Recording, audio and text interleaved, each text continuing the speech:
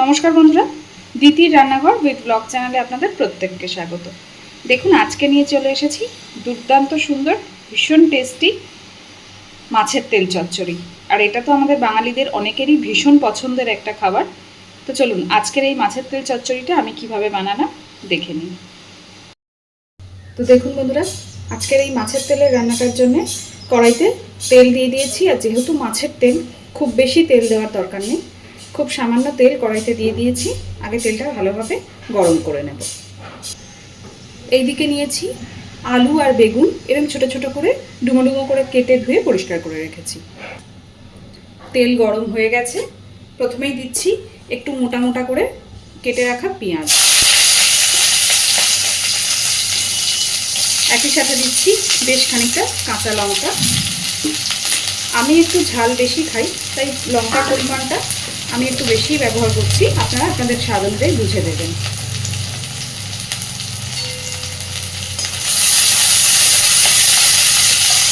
পেঁয়াজটাকে লালচে করে ভাজবো না, জাস্ট হালকা একটু নাড়াচাড়া করে নিয়েই এর মধ্যে আলু আর বেগুনটা দিয়ে দেবো।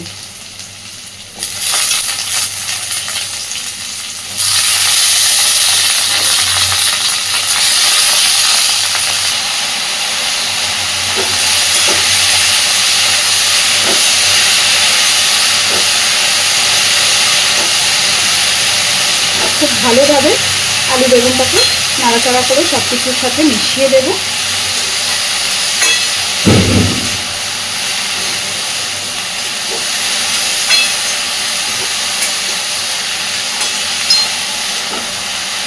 এইবার দিয়ে দেবো পরিমাণ মতো লবণ।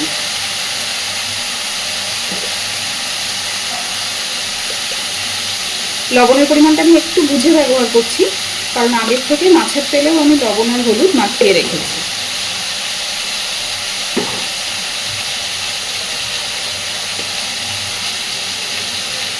দিচ্ছি হলুদ গুঁড়ো,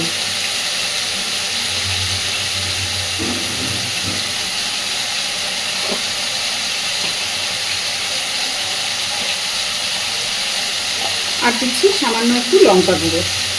আমি প্রথমেই বলেছি ঝালটা আপনারা আপনাদের পছন্দ মতো বুঝে ব্যবহার করবেন।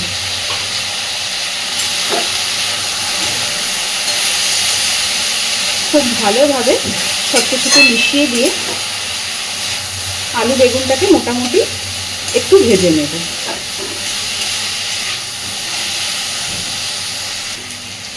আলু বেগুনটা বেশ সুন্দর ভাজা হয়ে এসছে।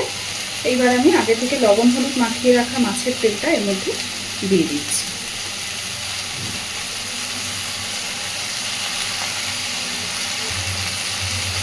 গ্যাসের ফ্লেমটাকে মিডিয়াম টু লোতে রেখে সুন্দর করে সব কিছুকে মিশিয়ে দেব।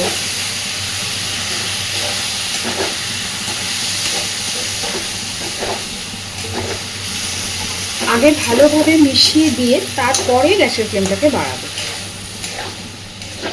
খুব সুন্দর করে নাড়াচাড়া করে সব কিছু আগে মিশিয়ে দেব। দেখুন, এইবার মাছের তেলটাকে সুন্দরভাবে একটু সময় নিয়ে আস্তে আস্তে নাড়াচাড়া করে ভাজতে হবে। এই পর্যায়ে মিডিয়ামে রেখেই ভাজবো, তাতে ভাজাটাও ভালো হবে। আপনারা কিন্তু চাইলে এই রেসিপিটার মধ্যে উচ্ছেও ব্যবহার করতে পারেন। উচ্ছে দিয়ে মাছের তেলও কিন্তু খেতে ভীষণ ভালো হয়। তো এইভাবে ঘেটে ঘেটে সবটা সুন্দর করে ভাজতে থাকবে। তো দেখুন বন্ধুরা, সুন্দরভাবে সব কিছুকে নাড়তে নাড়তে একদম তেল ছেড়ে গেছে। যদিও মাছের তেল তো নর্মালি তেলই হয়, তো মাছের তেলের চচ্চড়িটা কিন্তু আমার একদম রেডি হয়ে গেছে। দেখুন কত সুন্দরভাবে হয়ে গেছে। এইবার বাড়িতে আমি অনুরোধ করব আপনাদেরকে, একবার এইভাবে মাছের তেল বানিয়ে খেয়ে দেখবেন, খেতে ভীষণ ভালো হয়। মানে আমি নিজেও এতটাই ভালোবাসি, আমি তো এই মাছের তেল দিয়েই আমার মনে হয় আমার এক থালা ভাত খাওয়া হয়ে যাবে। তো চলুন, আজকের আমার এই সিম্পল মাছের তেলের রেসিপিটা আপনাদের কেমন লাগলো আমাকে জানাবেন। আর এইভাবে অবশ্যই বাড়িতে একবার বানাবেন।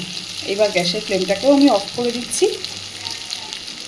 প্লিজ আমার চ্যানেলটাকে লাইক, শেয়ার এবং সাবস্ক্রাইব করে আমার পাশে থাকবেন। আর এতক্ষণ আমার সাথে থাকার জন্য অসংখ্য ধন্যবাদ।